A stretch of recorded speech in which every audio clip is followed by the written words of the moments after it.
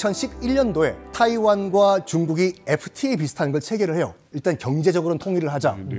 관계 좋았어요, 2011년도에. 그러게. 근데 1년 후에 누가 등장하냐?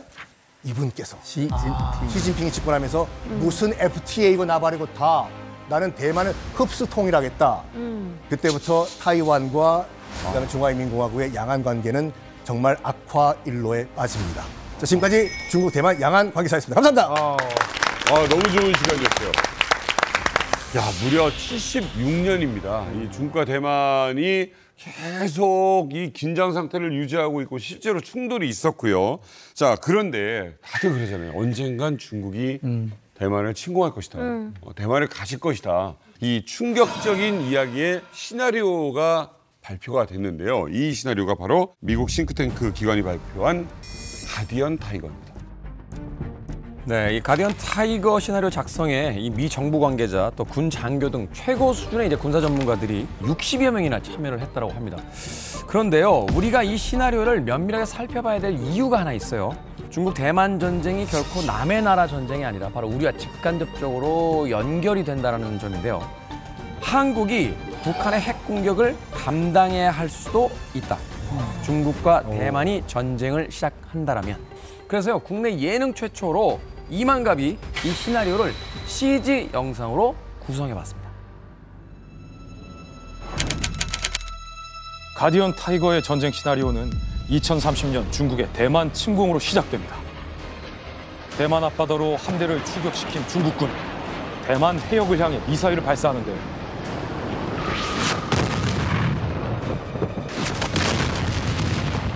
중국군은 섬나라인 대만 본토를 점령하기 위해 본격적인 대만 상륙 작전에 나섭니다.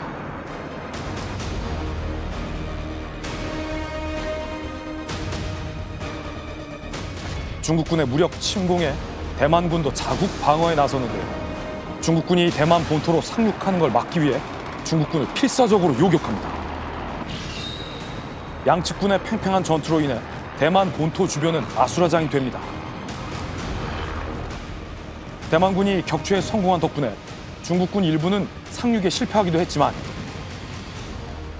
일부 중국군은 기어코 대만 본토에 첫 발을 디디고 말았습니다.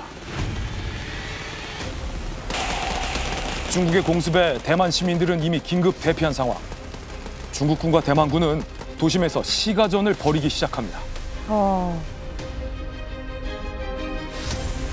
중국과 패권 경쟁을 벌이고 있는 미국도 지켜보고만 있을 수는 없죠.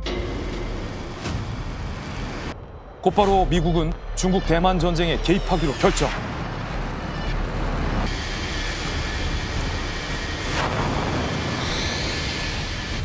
그렇게 미군은 중국군의 격렬한 공격을 퍼부으며 중국에 엄중한 경고를 내립니다.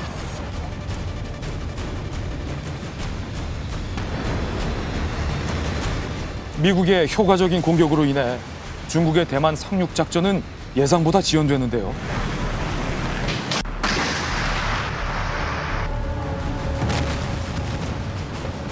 이젠 미국 연합군까지 나섰습니다. 그렇게 중국 대만 전쟁은 판이 커지게 됐는데요.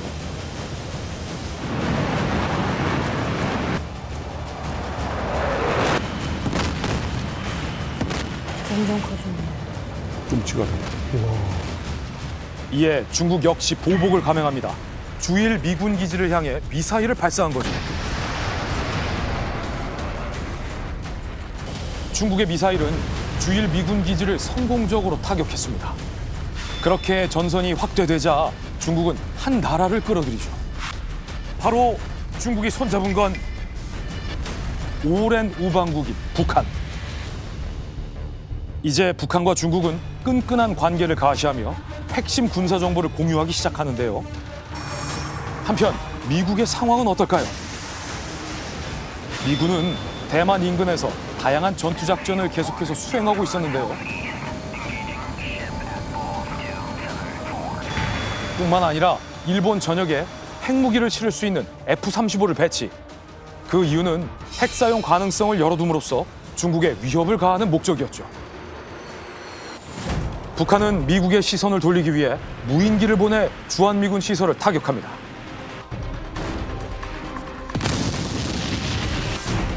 북한의 공격으로 인해 한반도는 완전히 중국 대만 전쟁에 휘말리게 됐는데요. 우리나라 서해에서는 한미 전투기와 중국 전투기 간의 치열한 공중전이 벌어지기도 합니다.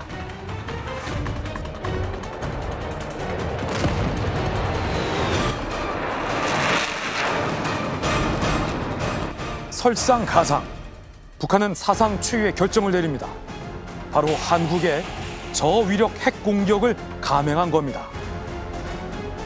이러면 안 되는데. 게다가 미국에선 괌으로 중거리 탄도미사일을 발사하며 북한은 중국의 든든한 지원군을 자처합니다. 결국 북한에 보복하기 위해 한미연합군은 북한 정권 종식 작전에 돌입, 김정은과 북한 정권을 제거할 대규모 전투작전을 수행하게 하는 것으로 시나리오는 마무리됩니다. 만약 실제로 중국이 대만을 침공하게 된다면 한반도의 운명은 어떻게 될까요?